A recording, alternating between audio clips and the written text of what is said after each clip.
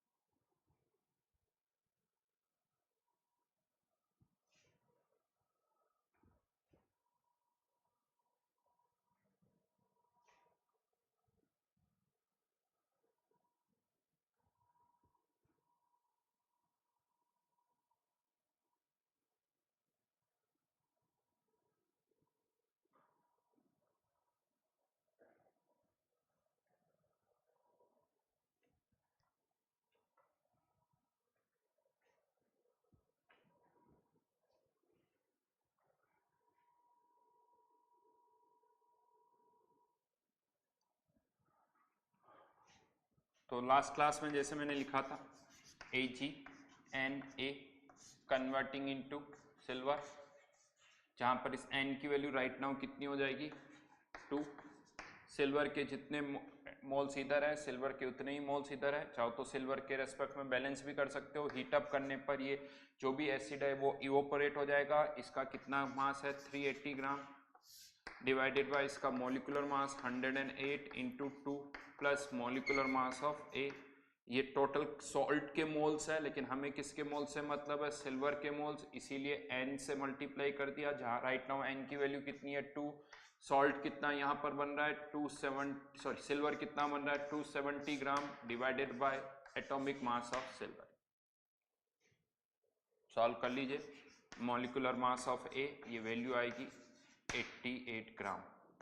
ये 1/4, इसको मल्टीप्लाई करके कर लीजिए। लेकिन क्या यही हमारा फाइनल आंसर है? नहीं, ये एक का मास आया है, A का मॉलिक्यूलर मास आया है। जो एसिड है, मॉलिक्यूलर मास ऑफ एसिड, तो एसिड क्या है यहाँ पर, अगर डाइबेसिक एसिड है तो H2A, जबकि ये A का था तो इसमें कितना ऐड करना पड़ेगा 2 + 88 which is 9।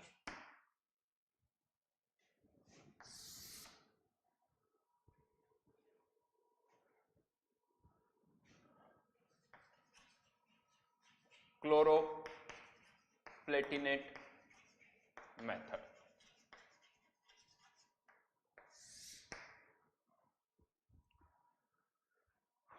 Chloroplatinate method,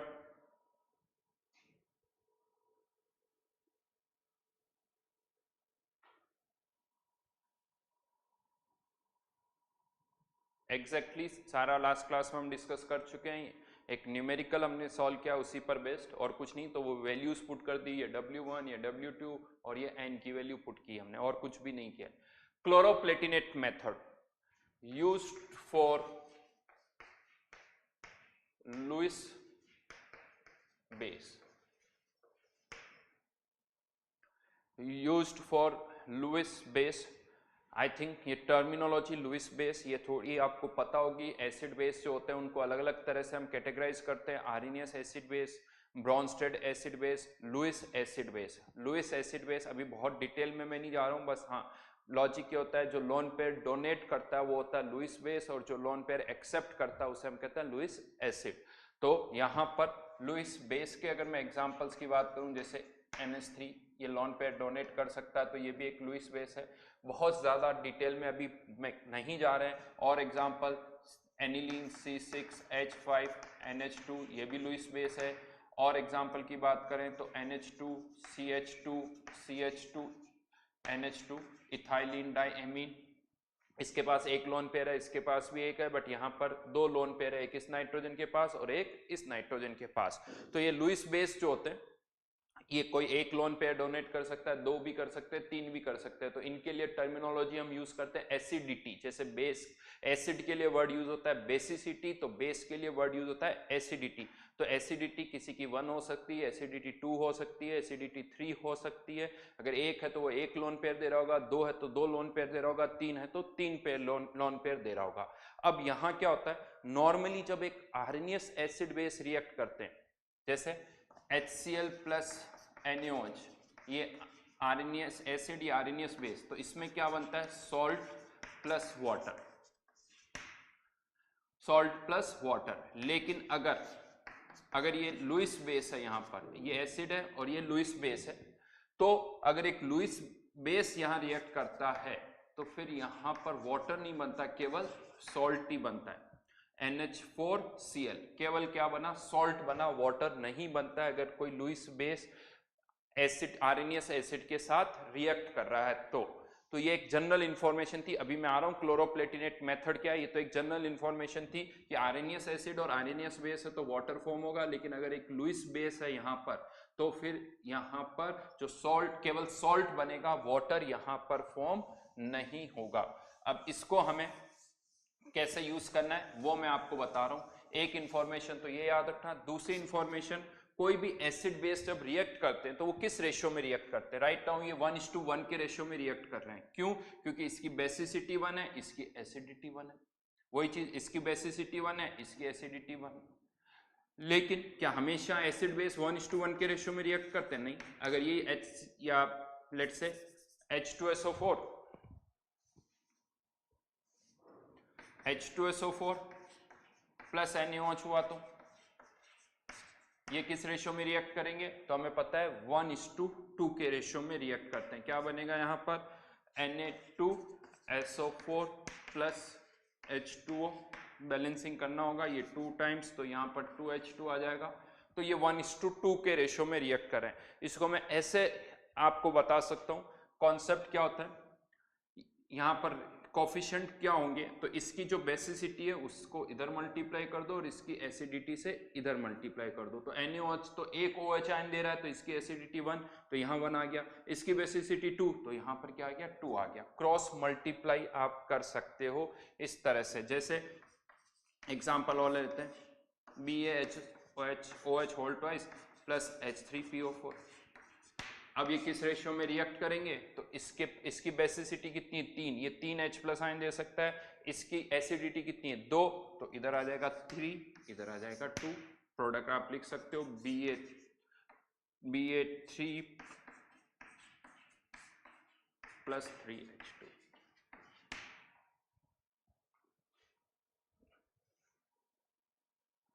three नहीं, आई थिंक 6H2। ठीक है, तो ये क्रॉस मल्टीप्लाई करना, एसिडिटी और बेसिसिटी से क्रॉस मल्टीप्लाई हम कर सकते हैं। अब यहां पर हम आते हैं H2PtCl6, इसे बोला जाता है क्लोरोप्लेटिनिक एसिड, क्लोरोप्लेटिनिक एसिड। ये एक डाई बेसिक एसिड है जिसकी बेसिसिटी कितनी है 2। ये 2 एसिडिक हाइड्रोजन दे सकता है, जैसे H2SO4 है उसी तरह से ये भी है। अब अगर ये रिएक्ट कर रहा है, जैसे अब यहां पर इसकी मैं बात करूं, अमोनिया के साथ अगर इसकी रिएक्शन हो रही है, अमोनिया क्या है, लुईस बेस,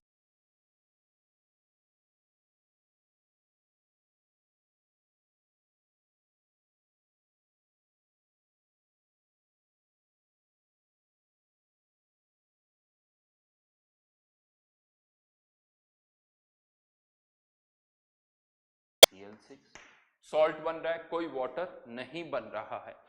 तो ये तरीकावार रिएक्शन लिखने का, अगर H2PtCl6 के साथ आप रिएक्शन लिख रहे हो, वाटर यहाँ नहीं बन रहा है, जबकि ये सब आरएनएस एसिड बेस थे तो क्या बन रहा था, वाटर भी बन रहा था। अब मैं यहाँ पर क्या कर रहा हूँ, एक बेस को जनरल फॉर्मूले से रिप्रेजेंट कर रहा हूँ। अगर बेस की यहाँ पर मैं लिखूंगा एसिडिटी,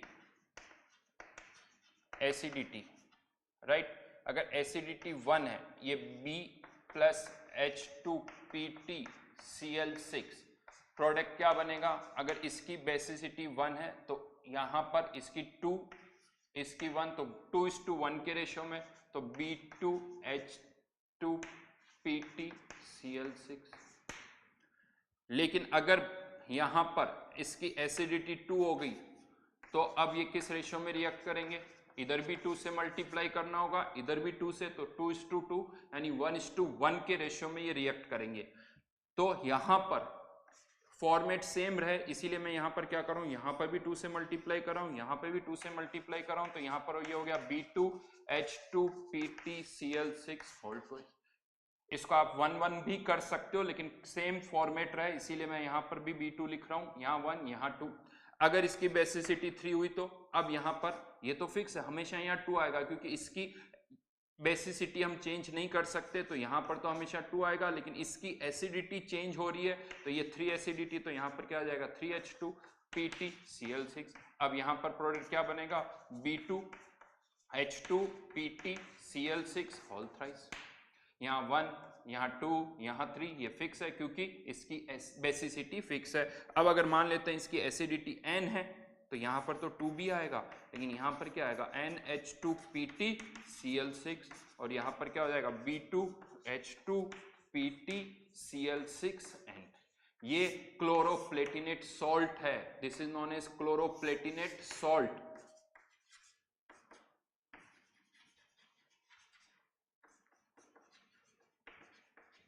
क्लोरोप्लेटिनेट सॉल्ट, ये उसका जनरल फॉर्मूला है, B2H2PtCl6 होल n, ये जनरल फॉर्मूला आ गया। देखिए लास्ट क्लास के अंदर जब हमने सिल्वर सॉल्ट वाला डिस्कशन किया था, तो उसके अंदर जनरल फॉर्मूला लिखना बड़ा आसान था, कुछ नहीं था, HNA था, HNA में से H हटा दिया और इसको क्या लिख दिया, AgNA लिख दिया। बड़ा सिंपल सा कॉन्सेप्ट था, यहाँ पर मुश्किल होती, इसीलिए मैंने इसको बहुत ही स्टेप बाय स्टेप आपको बताया। तो ये है क्लोरोप्लेटिनेट सॉल्ट, और इसकी भी मैं आपको, अगर इसकी जो पर्टिकुलरली इसको हम यहाँ क्यों यूज कर रहे हैं, तो ये भी प्रेसिपिटेट फॉर्म करता है।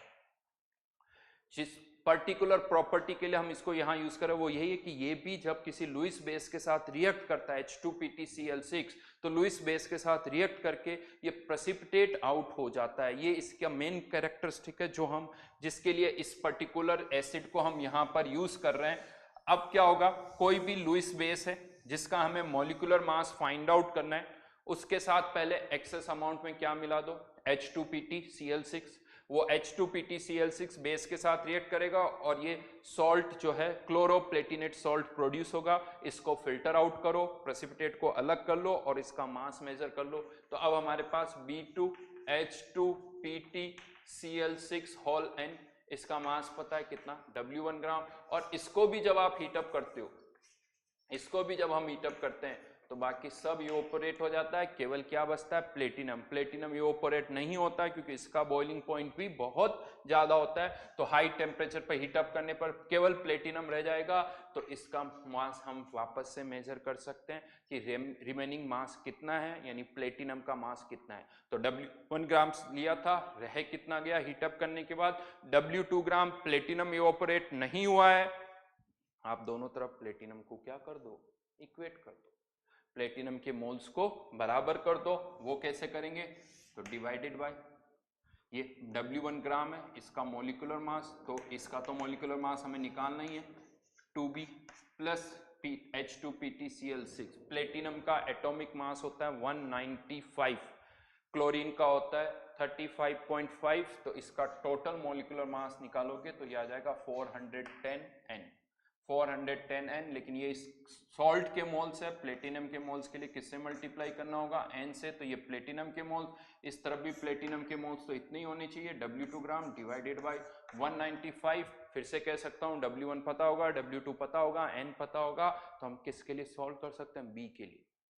और यहां पर एक चीज मैं बता दूं, यहां से जो ये आंसर आएगा ये मोलिकुलर मास ऑफ बी है, और बी में कुछ भी चेंज नहीं हो रहा, तो इसमें आपको कुछ अब H प्लस ऐड करने की जरूरत नहीं है।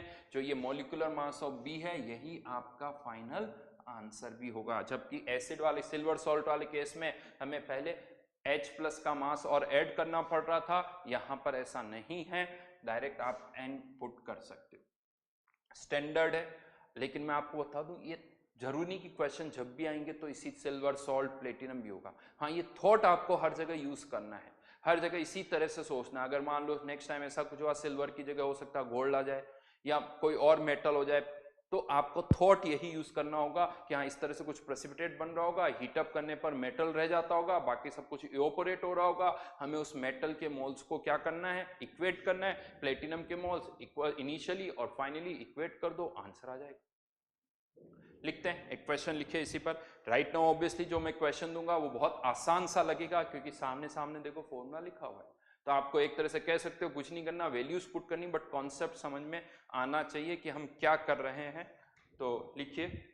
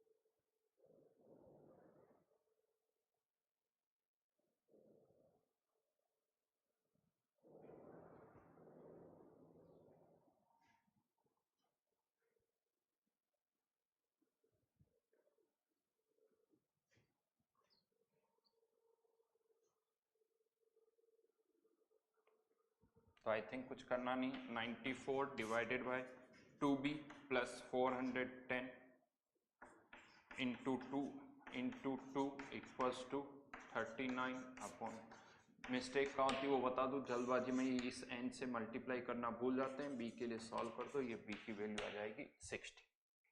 ठीक है, तो शीट में एक क्वेश्चन है S1 के अंदर, इसी पर बेस, तो वो आप कर सकते हो, बट फिर भी मैं कहूंगा बी प्रैक्टिकल। जरूरी नहीं कि क्वेश्चन हमेशा क्वेश्चन में हमेशा प्लेटिनम ये यही थॉट समझ में आना चाहिए, प्रोसेस जो है वो हमें सॉल्व करना है। क्वेश्चन जब भी आपके सामने आता है तो क्वेश्चन को आपको सॉल्व करना होता है, यानी सॉल्व करना होता है। तो एक और चीज मैं इंपॉर्टेंट आपको बताऊं, क्वेश्चन को उस तरह से सोचो जिससे वो सॉल्व हो। बहुत बार क्या होता है कि क्वेश्चन के अंदर शायद ऐसा लगता है सर ये तो मुझे नहीं पता है, या ये आप कोशिश करो क्वेश्चन को, एक तो सिंपल सा ऑप्शन है छोड़ दो, नहीं सॉल्व करो, ठीक है, वो तो है ही हमेशा आपके पास। और एक ये है कि मैं कोई ना कोई आंसर उसका निकालूं, यानी आप इस तरह से सोचो जिससे हम आंसर निकाल सकें।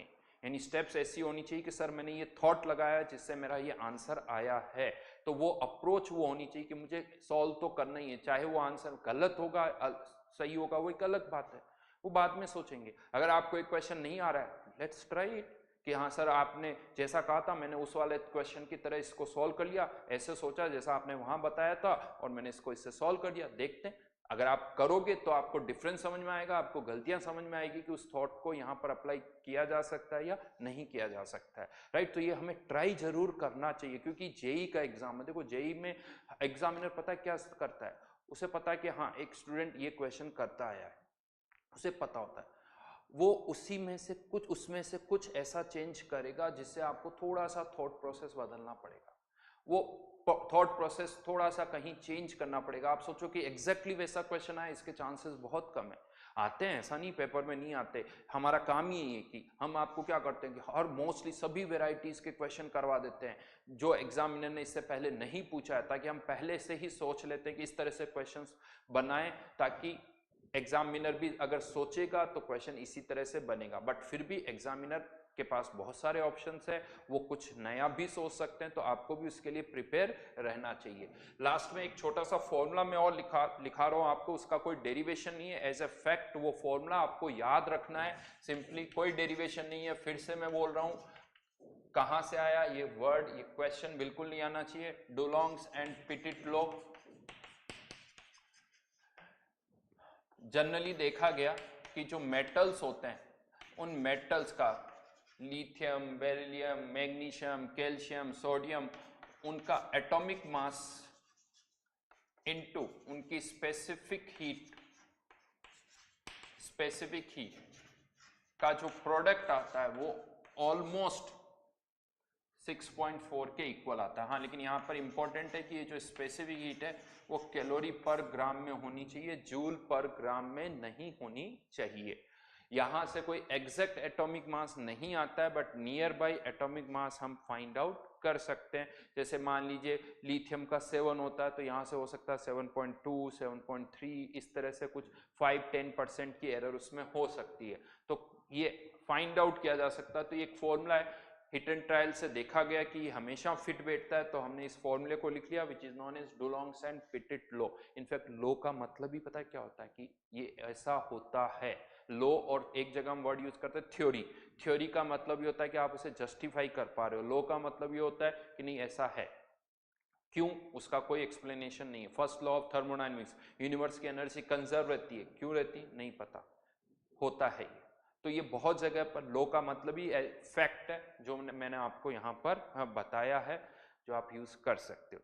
ठीक है, तो यहाँ पर आके हमारा पहला टॉपिक कंप्लीट होता है। देखिए टॉपिक के अंदर मैं आपको बताऊं, हमने अलग अलग तरह के क्वेश्चंस किए, मोल को यूज किया है और कुछ नहीं किया, तो मोल से हम फेमिलियर हो रहे हैं, बिकॉज मोल एक ऐसा वर्ड है जो इस चैप्टर में या आगे फिजिकल केमिस्ट्री में थ्रू आउट यूज होता है। तो अलग अलग तरह के क्वेश्चंस किए हैं, एप्लीकेशंस मैंने आपको बताई है।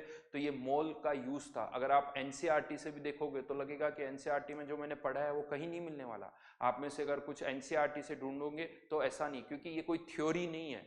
ठीक है, आपको ऐसा लग रहा होगा कि हमने उसको थ्योरी फॉर्म में प्रेजेंट किया है, क्योंकि मैंने कुछ नहीं किया, अलग अलग तरह के क्वेश्चंस को कैटेगराइज कर दिया, टाइप 1, टाइप 2, टाइप 3, टाइप 4, इस तरह से। तो एक सीक्वेंस में डाल दिया अलग अलग तरह के जो क्वेश्चंस होते हैं। तो आपको प्रैक्टिस करनी होगी, शीट को सॉल्व करना होगा। यहाँ पर अब हमारी शीट ऑलमोस्ट कंप्लीट हो रही है। आपके पास, जैसा मैंने पहले भी लेक्चर में कहा था, होमवर्क का एक रजिस्टर होना चाहिए, होमवर्क का एक रजिस्टर होना चाहिए, जिसमें सारे क्वेश्चंस के सॉल्यूशन बहुत ही नीट एंड क्लीन फॉर्मेट में होने चाहिए, दिखना चाहिए। Question number 1, question number 2, question number 3, S1 के, O1 के, O2 के, सबके क्वेश्चन के सॉल्यूशन होने चाहिए। आप एक बार अगर कर चुके हो तो मैं आपसे कहूंगा फिर से एक बार वापस से आपको इस टेस्ट आ रहा है 24 को जो टेस्ट है उसकी तैयारी क्या करनी होती है, तैयारी आपको यही करनी होगी कि इन शीट के क्वेश्चंस को आपको फिर से सॉल्व करना होगा। ऐसा नहीं कि मैं तो कर चुका हूं, आपको अगर एग्जाम में, मैं आपको बता दूं, अगर आपने केवल एक ही बार इन क्वेश्चन को सॉल्व किया तो एग्जाम के अंदर अगर ऑल वही क्वेश्चन भी आ जाएगा ना तो आपको सोचना पड़ेगा, या हो सकता है आपको याद ना रहे सॉरी, आपको याद ना रहे तो आपको उनकी प्रैक्टिस करनी होगी। तो जहां तक 24th के टेस्ट की बात है, मेनली मोल कॉन्सेप्ट ही आएगा। दो सिलेबस में मैंने कंसंट्रेशन टर्म भी लिखा हुआ, लेकिन वो कोई बहुत ज्यादा हम नहीं कर पाएंगे, तो आपको केवल इस शीट पर जो डीपीपीज आपको मिली है, अच्छा खासा आपके पास होमवर्क मैंने दिया है, 7 to 8 डीपीपीज है। अगर आप वो डीपीपीज और शीट इन सब में क्वेश्चंस जो है उनको फिर से करना, हर एक क्वेश्चन को आपको एक बार तो और सॉल्व करना ही है, ये ध्यान रखिए। और अगर आपके सॉल्यूशन पहले अच्छे नहीं हैं तो मैं आपसे फिर से कहूंगा स्पीड के साथ फिर से उन क्वेश्चन को करिए आगे, ताकि आप इनको अच्छी तरह से कर सकें, यानी सॉल्यूशन आपके पास होने चाहिए। बिकॉज क्योंकि होता क्या है, एक महीने बाद जब फिर से हमें रिवीजन करना होता है तो हमें याद ही नहीं आता कि मैंने इन क्वेश्चंस को कैसे सॉल्व किया है। फिर से करिए, डाउट्स है तो आप फिर से पूछ सकते हैं, ग्रुप्स के अंदर आपके डाउट्स से मैक्सिमम डाउट्स हम बताते हैं, लेकिन हाँ उनमें से बहुत सारे स्टूडेंट्स थोड़े से केयरलेस होते हैं, एक क्वेश्चन का आंसर पहले गिवन होता है फिर से पूछ लेते हैं। गो थ्रू दी ग्रुप, आप बार बार आप एक क्वेश्चन पर्टिकुलर है, इसका सॉल्यूशन बता दीजिए, फिर क्या होता है अगले दिन कोई जागता है, सर इसका सॉल्यूशन बता दीजिए। आप ग्रुप में देखिए, उसके अंदर ऑलरेडी उसका सॉल्यूशन है, उसको चेक करिए। अगर उसमें नहीं समझ में आता है, आप कोशिश करने के बाद तब आप वापस से पूछिए कि सर ये पर्टिकुलर स्टेप जो है वो मुझे समझ में नहीं आ रही है, राइट। तो अब मैं यहाँ पर शीट के क्वेश्चंस है जो मुझे लगता है कि एक अच्छे क्वेश्चंस है, वो दो ग्रुप्स में आपको बताए जा चुके हैं, बट फिर भी मैं यहां पर एक बार उनको डिस्कस करूंगा।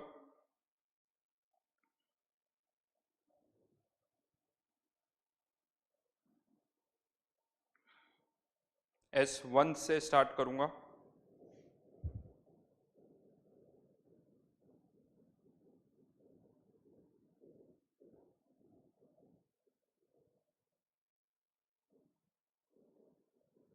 S1 का एक क्वेश्चन था 25,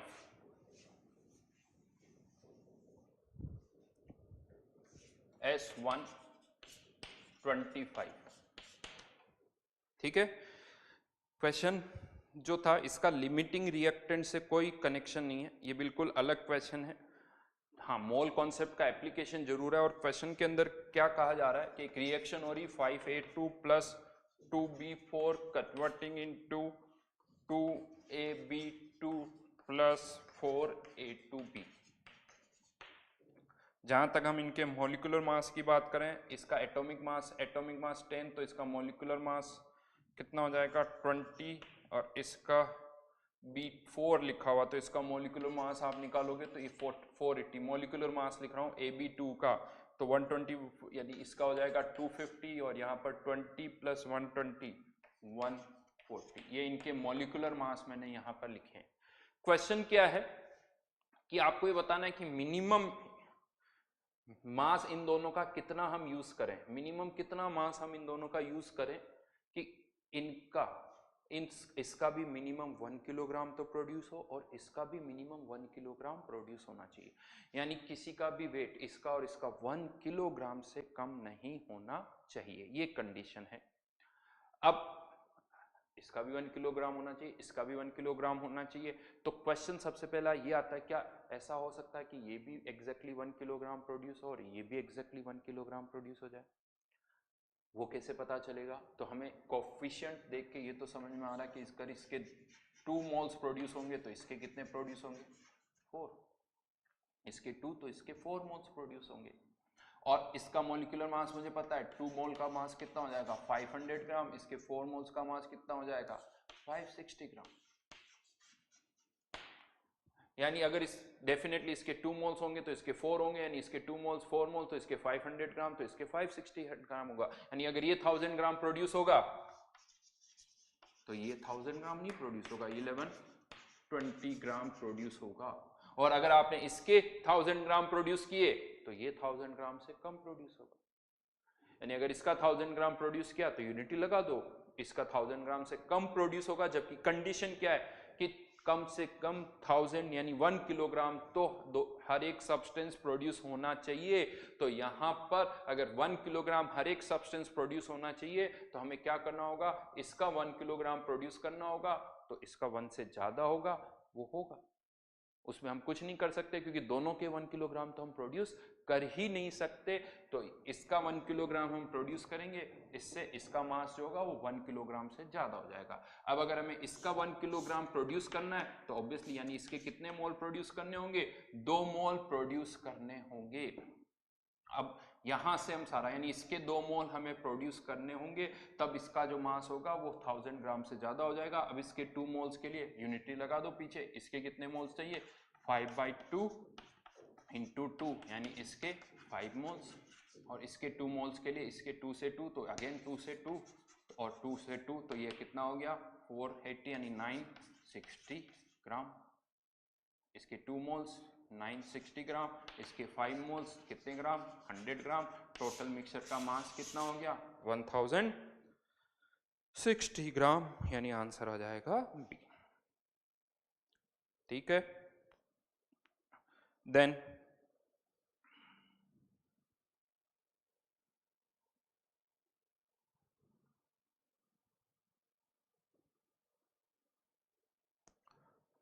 एक और क्वेश्चन था 35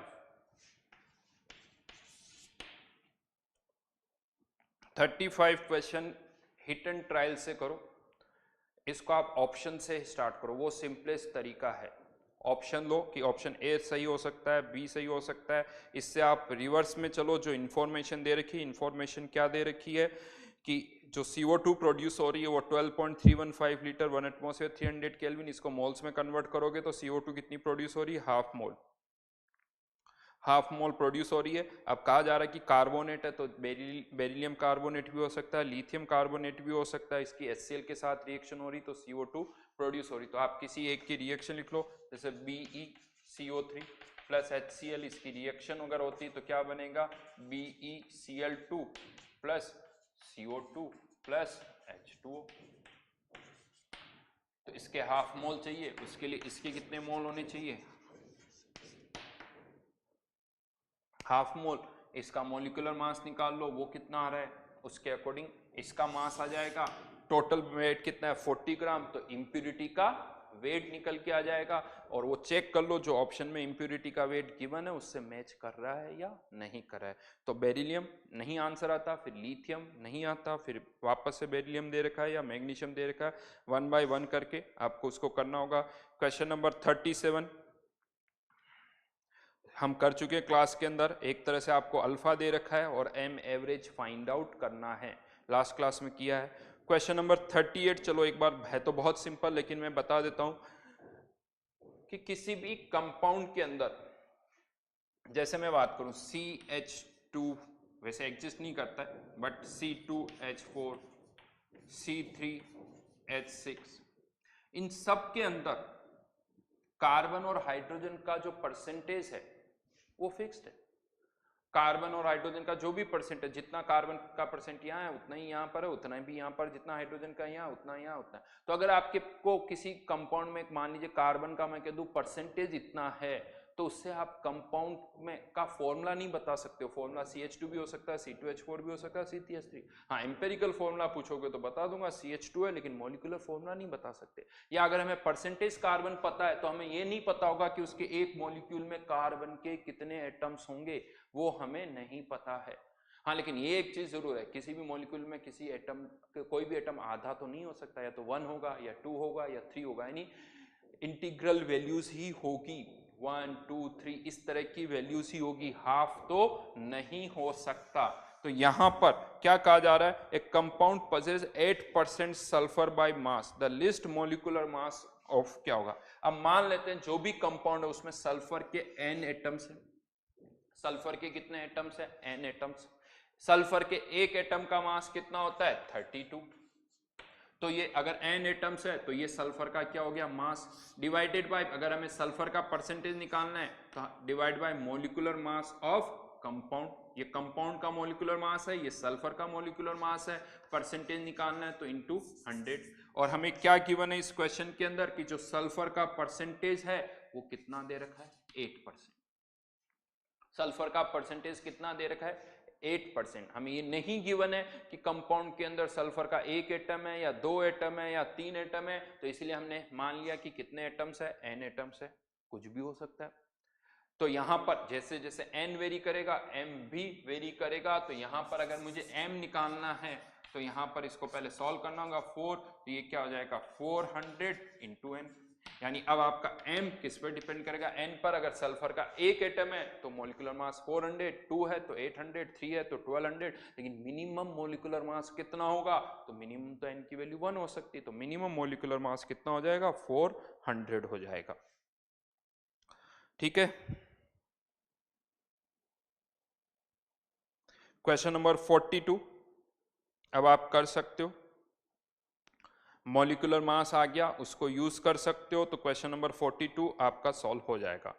ठीक है। ओके, देन O2 की बात करते हैं।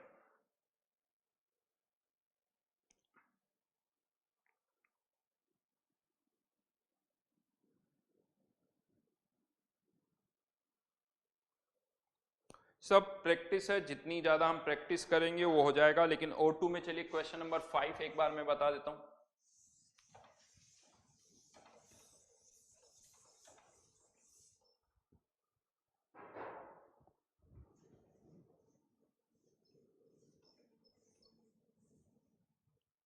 क्वेश्चन नंबर 5 पैरेलल रिएक्शन है A plus n B plus L.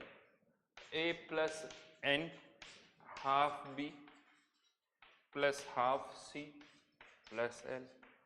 बड़ा थोड़ा अलग क्वेश्चन है, अलग से सोचना है बहुत सिंपल, बट थोड़ा थॉट प्रोसेस बदलना होगा। जिस तरह से हम सोच रहे हैं एग्जैक्टली वो क्वेश्चन नहीं है। अब यहाँ पर हम देखें तो A और N का एक एक एटम है, यहाँ पे भी वही है, यानी यहाँ पर जितना मास ले रहे हो इनिशियली यहाँ पर भी उतना ही मास ले रहे हो, यानी इनिशियल मास सेम है, तो टोटल मास जो फाइनली यहाँ होगा और यहाँ होगा वो भी सेम होगा। और यहाँ पर भी A का L बन रहा है, यहाँ पर भी A का L बन रहा है, तो इन दोनों का मास भी सेम है। इसका मतलब क्या हुआ कि B जो है, B का यहाँ एक एटम था, यहाँ आधा और यहाँ आधा, मोल्स की टर्म में आधा आधा मोल्स कह सकते हो। लेकिन अब आप कह सकते हो जितने B के मोल्स कम हुए उतने ही C के मोल्स बढ़े हैं, जितने B के मोल्स कम हुए उतने ही C के मोल्स बने हैं। ऐसा तभी हो सकता है जब B और C का मास जो होगा, एटॉमिक वेट जो होगा वो सेम होगा, वो अलग अलग नहीं हो सकता। बी और सी का जो एटॉमिक वेट होगा वो अलग अलग होगा। ठीक है, क्योंकि जितना बी के मोल्स कम हो रहे हैं उतने ही सी, यानी इसके आधे मोल कम हुए, इसके आधे मोल, अगर किसी के भी किसी का एक मोल कम होकर किसी और का एक मोल बन रहा है, इसका एक मोल उसका भी एक ही मोल बन रहा है, तो उनका मॉलिक्यूलर मास सेम होगा, वो अलग अलग नहीं हो। और हाँ, एक मोल से 2 मोल बन रहे हैं तो मॉलिक्यूलर मास अलग होंगे, एक मोल से 0.1 मोल बन रहे हैं तो अलग होगा। तो यहाँ पर अब सीधा सा लॉजिक क्या है,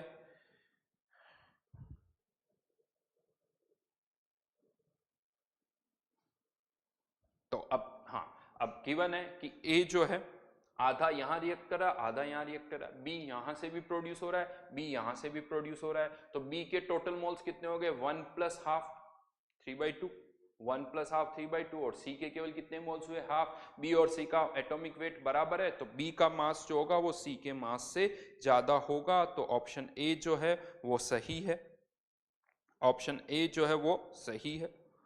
बाकी अगर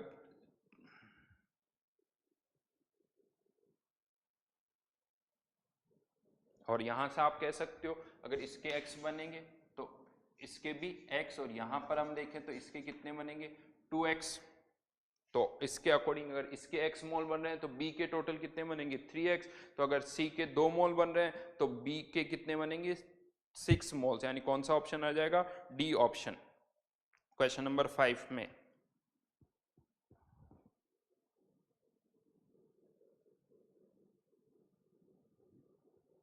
तो आंसर जो होगा वो ए और डी हो जाएगा, ठीक है, क्योंकि इसके x तो इसके टोटल कितने हो गए 3x। ये मैंने कैसे किया, इसके x टोटल इसके नहीं, ये क्या कर, हाँ यहाँ पर इसके x बन रहे हैं, तो इसका मतलब यहाँ पर इसके कितने लिए होंगे 2x, यहाँ पर इसके भी 2x, क्योंकि a आधा यहाँ कंज्यूम हो रहा है आधा यहाँ कंज्यूम हो रहा है। इसके 2x से 1 से हाफ, तो 2x से x, 2x से 2x, तो टोटल b के कितने बन गए 3x। चलिए आगे बढ़ते हैं। Question number 7, question number 7, 8। 7 simple है, बट 7 में कैलकुलेशन ज्यादा होने के कारण ये कॉम्प्लिकेटेड लगता है। यही अगर डेटा आसान होता तो ये अच्छा होता, सिंपल सा होता। तो क्वेश्चन नंबर 7,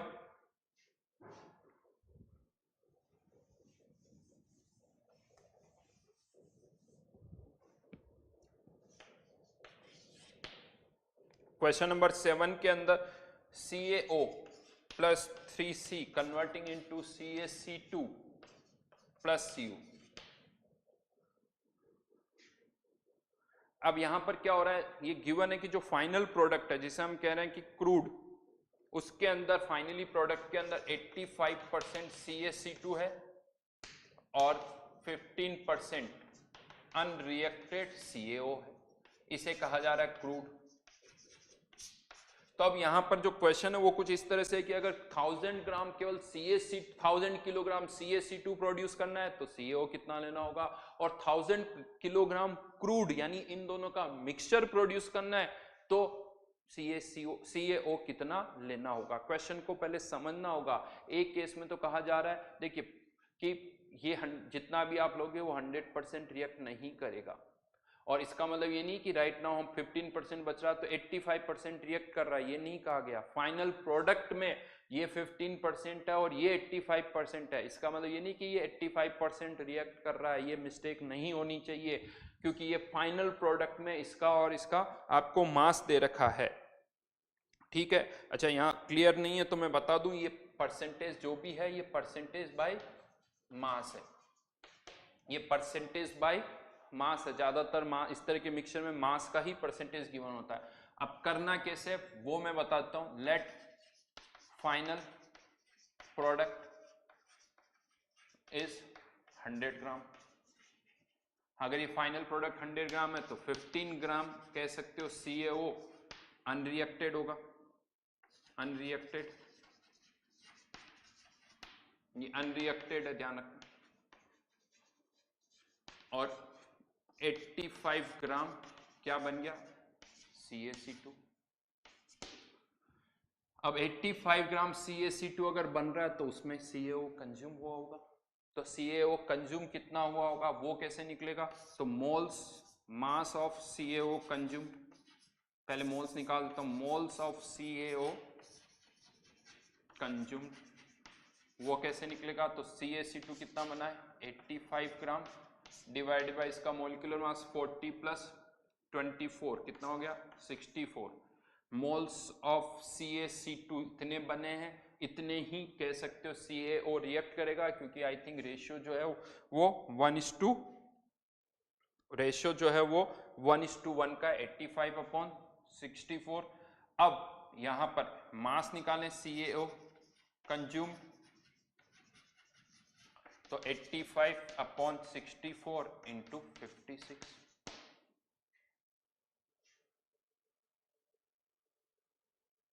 राइट, इतना CaO कंज्यूमर। तो टोटल CaO यूज्ड,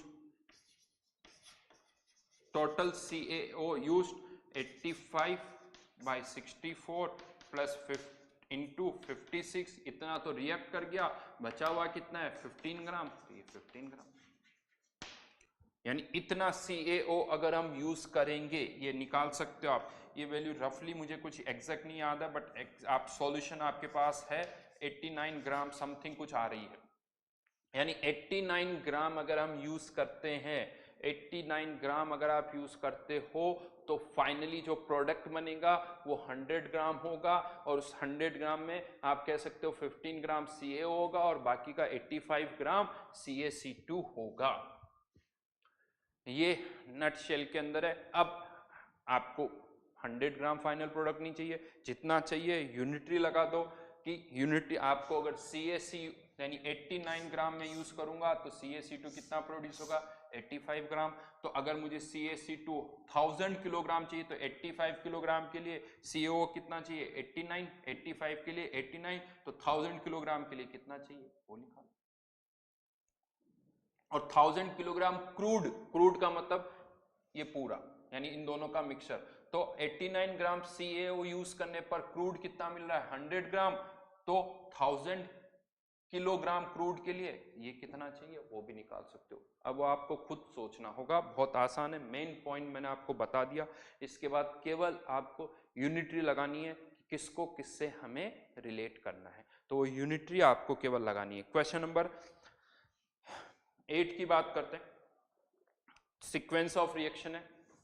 पहला काम इनको बैलेंस करना होगा, आपको इन सभी को बैलेंस करना होगा। NH3 plus O2 ONO plus H2O, I think यहां पर ये कितना आ जाएगा 2, तो यहां पर भी 2, ये 3, ये 5/2, twice NO plus O2 converting into twice NO2 twice NO, और फिर ये NO2 की किसके साथ रिएक्शन हो रही है H2O के साथ, तो HNO3 HNO2, तो यहां पर इसको क्या 2 से मल्टीप्लाई करने पर हो जाएगा 4 और 1 5, 5 नाइट्रोजन 2 बैलेंस हो गई, और finally HNO2 converting into HNO3 plus NO plus H2O, यहाँ 3 टाइम्स और ये 2 टाइम्स, हाइड्रोजन 1 और 2 3, ऑक्सीजन 3 प्लस 2 और 1 6, ये बैलेंसिंग हो गई। अब बड़ा सिंपल सा, अगर इसके आप x मोल लेते हो तो इसके भी x बनेंगे, इसके x मोल से इसके भी x मोल, यहाँ पर x मोल से ये x/2 और फर्दर अगर आप HNO2 को x/2 से करेंगे तो ये x/6 और यहाँ पर ये x/3 मोल्स आ जाएंगे, x/2 2 यानी थी।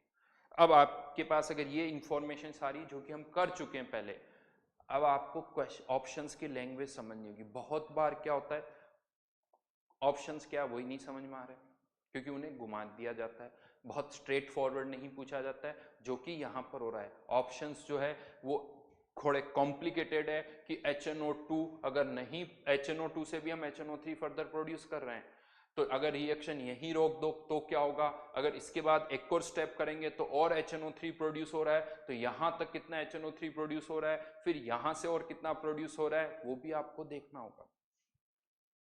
और एक परसेंटेज जब हम निकालते हैं तो वो परसेंटेज किसके रेस्पेक्ट में निकालना होता है ये भी बहुत जरूरी है। तो अब यहां पर जैसे मैं बात करूं, अगर आप इस HNO2 से HNO3 नहीं बनाते यानी ये रिएक्शन हम नहीं करते हैं फोर्थ रिएक्शन, तो HNO3 के केवल कितने मोल्स प्रोड्यूस होंगे x/2। और अगर हम फोर्थ रिएक्शन प्रोड्यूस करते हैं, फोर्थ रिएक्शन यूज करते हैं तो कितने होंगे x/2 प्लस x/6, सम करोगे तो 4x।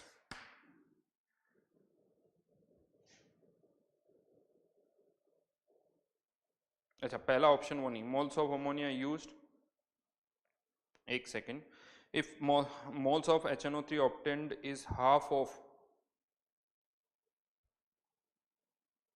अच्छा पहला ऑप्शन तो सीधा ही कह रहा है कि अगर ये फोर्थ रिएक्शन नहीं होती है, फोर्थ रिएक्शन नहीं होती है तो HNO3 के जो मोल्स प्रोड्यूस होंगे वो अमोनिया के मोल्स के हाफ होंगे। दिख रहा है इसके x तो इसके x/2, अगर ये रिएक्शन हम नहीं करते हैं तो पहला ऑप्शन हो गया सही।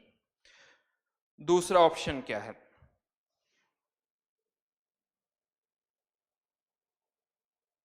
दूसरा ऑप्शन ये कह रहा है कि अगर हम फोर्थ रिएक्शन से भी HNO3 प्रोड्यूस करते हैं तो जो HNO3 की क्वांटिटी ज्यादा प्रोड्यूस होगी, HNO3 जो है वो कितना ज्यादा प्रोड्यूस होगा, वो 100/6%। तो वो परसेंटेज हमें निकालना है। कैसे, वो मैं बताता हूं। तो यहां पर अगर यहां तक से कितना है HNO3 प्रोड्यूस हो रहा था x/2, यहां से कितना हो रहा है x/6। तो अगर इससे भी हम HNO3 प्रोड्यूस करते हैं तो अभी मैंने वैसे ऐड कर दिया था x/2 x/6, इसका सम करोगे तो ये आ जाएगा 3 4x/6 यानी 2x/3।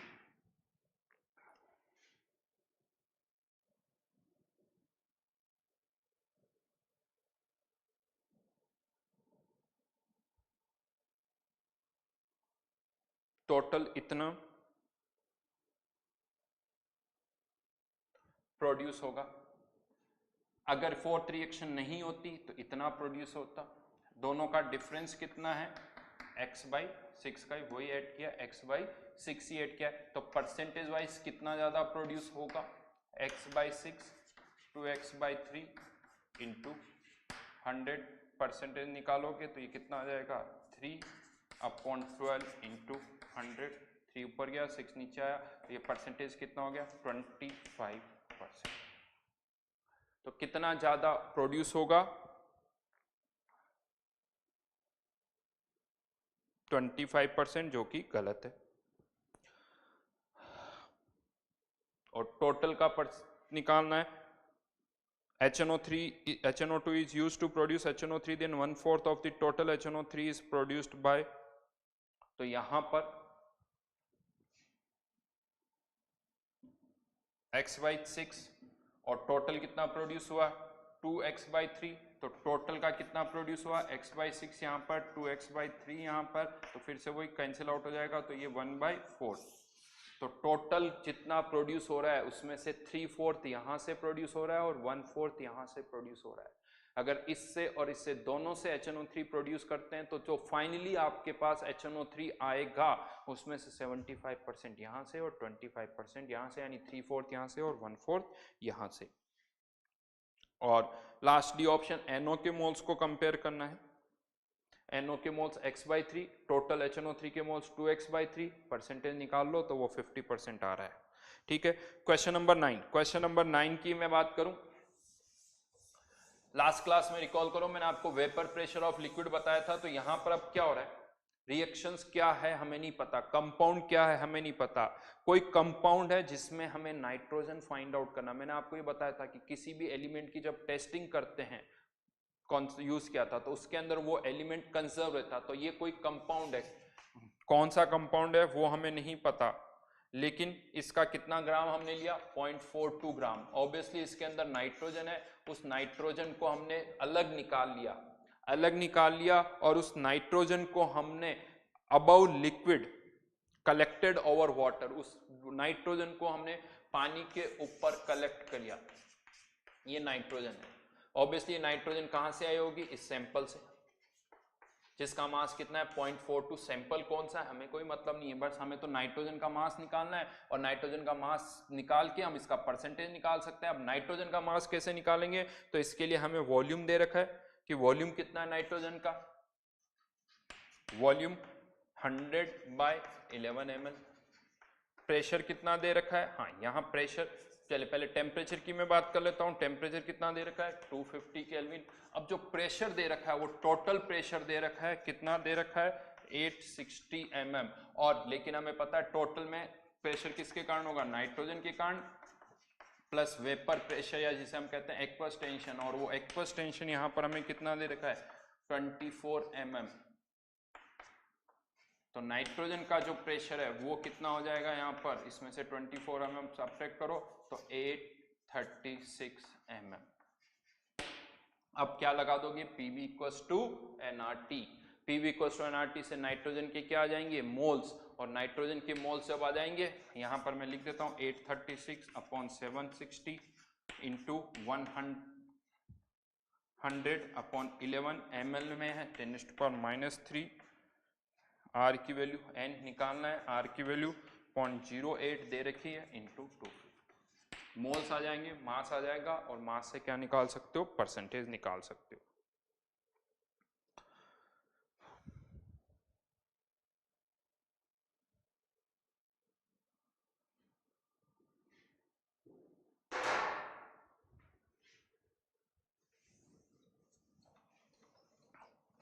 क्वेश्चन नंबर 3, ये क्वेश्चन इतना सही नहीं है, लैंग्वेज इसकी सही नहीं है, और खासकर इसके अंदर एक ऑप्शन जो दे रखा है फर्स्ट ऑप्शन उसका इस पूरे क्वेश्चन से कोई लेना देना नहीं है। मतलब जो इनिशियल इंफॉर्मेशन दे रखी कि 1/6 कर देते हैं 1/12 की जगह, उससे कोई कनेक्शन नहीं, बिकॉज एक जो फर्स्ट स्टेटमेंट है वो कह रहा है कि mass of 1 mole of substance will be the function of molecular mass. तो किसी भी सब्सटेंस के 1 मोल का जो मास होगा वो उसके मोलिकुलर मास का फंक्शन होगा ही। ऑक्सीजन का अलग होगा, नाइट्रोजन का अलग होगा, CH4 का अलग होगा। तो ये ए ऑप्शन जो है ये तो हमेशा ट्रू है, चाहे आप 1/12 करो, 1/6 करो, 1/24 करो, कुछ भी करो, उससे कोई फर्क नहीं पड़ता। तो option A is always true कि किसी भी सब्सटेंस के 1 मोल का जो मास होगा वो उसके मोलिकुलर मास के प्रोपोर्शनल होगा। हाँ, जहां तक अब हम बात करें, मैं बता दूं आपको, ये बहुत बेसिक सा अगर क्वेश्चन, अभी तो आंसर ए सही है, बाकी के बारे में हमें सोचना ही नहीं है। लेकिन हाँ, अगर आप रेफरेंस चेंज करते हो, 1/12 की जगह 1/6 करते हो, तो फिर 1/1 मोल सब्सटेंस जो है उसका मास जो है चेंज होगा, बिकॉज फिर 1 मोल ही बदल जाएगा।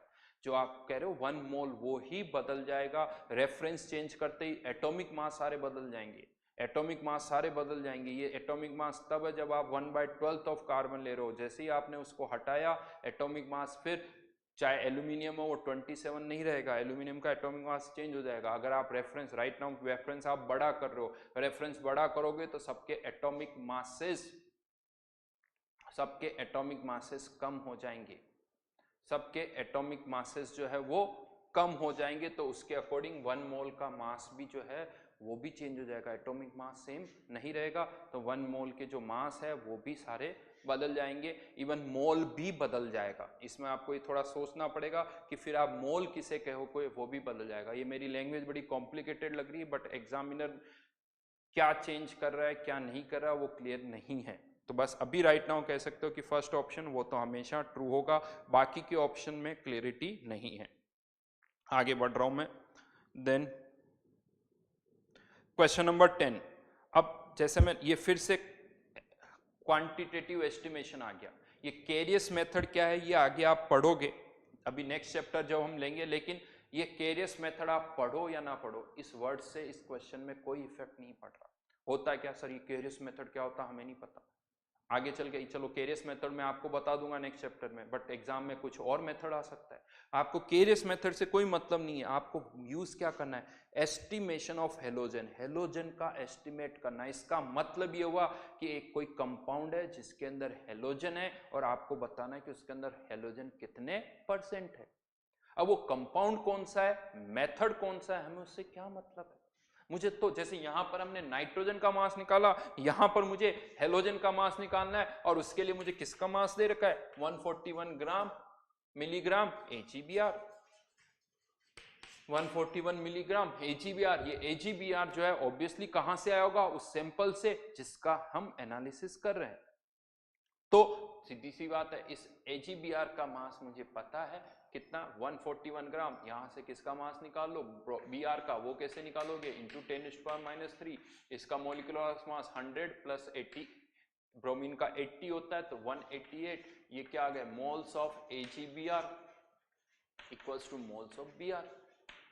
मोल्स आ गए, Br के मास ऑफ ब्रोमीन कितना हो जाएगा 141 इंटू 10⁻³ अपॉन 188 इंटू 80। ये मास ऑफ ब्रोमीन आ गया, परसेंटेज निकाल लो कैसे, अब आपको पता है, पॉइंट जो भी करना आगे कर सकते हो। सैंपल कितना दे रखा आपको 250 ग्राम, तो उससे निकाल, कोई रिएक्शन की कोई जरूरत नहीं। मुझे तो ब्रोमीन से मतलब था, हेलोजन कौन सी, ब्रोमीन का मास निकाला, परसेंटेज निकाल लिया। यहाँ पर नाइट्रोजन थी, नाइट्रोजन का परसेंटेज निकालना था, नाइट्रोजन के मोल्स निकाले, नाइट्रोजन का मास आ गया और उसका परसेंटेज आ गया। तो जब भी इस तरह से किसी एलिमेंट का परसेंटेज निकालना, उसका मास निकालना है, वो कैसे, कौन सी रिएक्शन से क्या बन रहा है, HeBr कैसे बन रहा है, उससे कोई मतलब नहीं होगा। तो दो मैं आपको फिर से बता दूं, केरियस मेथड क्या होता है ये भी मैं आपको नेक्स्ट चैप्टर में पढ़ाऊंगा, लेकिन ऐसे हजारों मेथड हैं, हर एक मेथड नहीं बता सकता। क्वेश्चन जब यहाँ आ रहा है तो मेथड इंपॉर्टेंट नहीं है, ये वर्ड केरियस मेथड से कोई लेना देना नहीं है। क्वेश्चन ऐसे भी स्टार्ट हो सकता था, in the estimation of halogen, ऐसे भी स्टार्ट हो सकता था, right.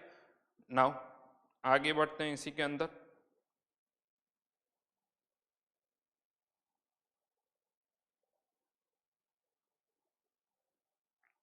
Question number 13, question number 15।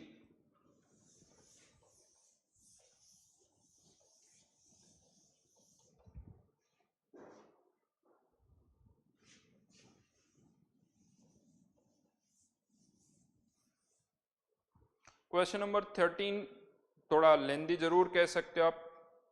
मास परसेंट दे रखा है, सी एच का इसका 6 ग्राम, तो इसका 1 ग्राम। मोल्स निकालोगे तो 6/12, ये 1/1, तो हाफ और 1 यानी 1:2, तो ये CH2। एक्स और वाई की अगर मैं बात करूं तो यहाँ पर जो रेशियो होगा x 1 है तो y की वैल्यू 2 होगी। ये इतना तो यहाँ से पता चल गया कि ये 1:2 के रेशियो में होंगे। इस इंफॉर्मेशन से फिर क्या कहा जा रहा है कि इसके अंदर ऑक्सीजन भी है, जो कंपाउंड है उसके अंदर CXHYOZ भी है, और ऑक्सीजन कितनी है इसके अंदर, उसके लिए कहा जा रहा है कि C, और एम्पेरिकल फॉर्मूला ही हमें निकालना है। तो मैं x की वैल्यू 1 ले लेता हूं, y की वैल्यू 2 ले लेता हूं। तो अगर C1H1, अभी मैं ये 2 ले लेते हैं ताकि इसको आसान कर सके। इस दोनों के लिए अगर कोई कंपाउंड C1 CH2 है तो इसके लिए ऑक्सीजन कितनी चाहिए, तो जब ये ऑक्सीजन के साथ रिएक्ट करता है तो क्या बनता है CO2 प्लस H2। तो कितनी ऑक्सीजन के एटम चाहिए, 3 ऑक्सीजन के एटम चाहिए। इसके लिए 3 ऑक्सीजन के एटम चाहिए, और क्वेश्चन में दे रखा है कि जितनी ऑक्सीजन इसके लिए चाहिए उसकी आधी वहां है। हमें इसके लिए कितने एटम चाहिए, 3, उसकी हाफ यहां पर है। इसका मतलब C1H2O हाफ यहां है। ऑब्वियसली ये एम्पेरिकल फॉर्मूला नहीं हो सकता है, तो C2 2 से मल्टीप्लाई कर दिया, H4O3। केमिस्ट्री नहीं है ये मैथमेटिक्स है जो आपको समझनी होगी, लैंग्वेज को समझना होगा, अपने आप क्वेश्चन आ जाएगा। क्वेश्चन नंबर 15 के अंदर ऑक्जेलिक एसिड और जब आप NaHCO3 के मिक्सचर को हीट अप कर रहे हो,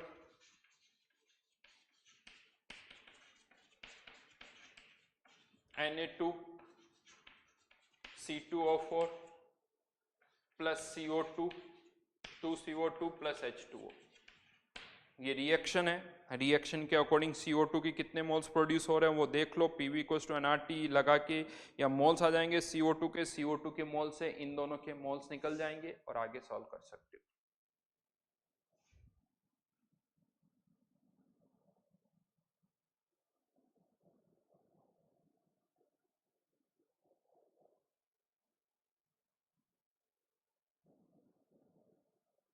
राइट।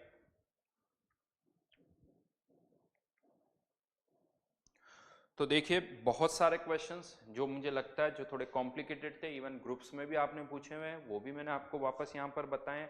अब आपको प्रैक्टिस करनी, इन्हें बार बार करोगे, 2-3 बार लिखोगे, पेन चलाओगे, अपने आप ये थोड़े समझ में। अगर नहीं हो रहा है तो रुको, पहले वापस से जो आसान क्वेश्चन है उनको फिर से करो। एक टफ क्वेश्चन है, समटाइम्स ऐसा होता है आज कर रहे हो नहीं हो रहा है, नहीं समझ में आ रहा, ऐसा नहीं कि नहीं आ सकता।